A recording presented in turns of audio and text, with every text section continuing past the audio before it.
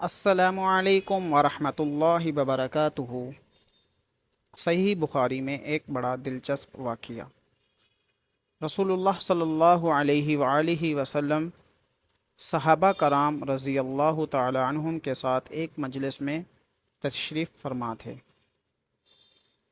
ایک عورت آئی اور اس نے عرض کی، یا رسول اللہ صلی اللہ علیہ وآلہ وسلم، میں نے اپنا معاملہ آپ کے سپرد کر دیا، آپ جہاں چاہیں میرا نکاح کر دیں۔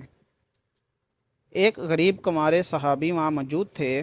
انہوں نے کہا کہ یا رسول اللہ صلی اللہ علیہ وآلہ وسلم، اس کا نکاح آپ مجھ سے کر دیجئے۔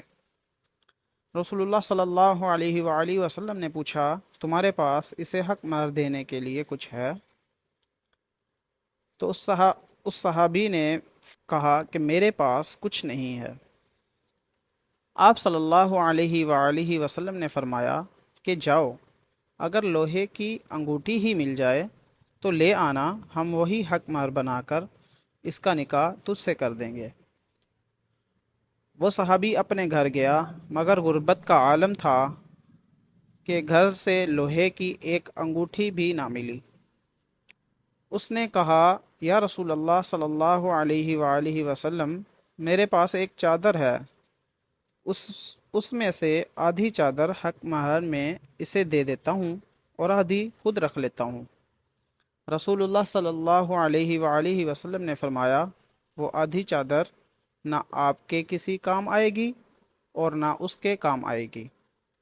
وہ خاموشی سے ایک طرف ہو کر بیٹھ گیا۔ تھوڑی دیر بیٹھا رہا، پھر اٹھ کر جانے لگا تو رسول اللہ صلی اللہ علیہ وآلہ وسلم نے اسے بلایا اور پوچھا، تمہیں قرآن میں سے کچھ یاد ہے؟ اس نے کہا، یا رسول اللہ صلی اللہ علیہ وآلہ وسلم، مجھے فلاں فلاں صورتیں یاد ہیں۔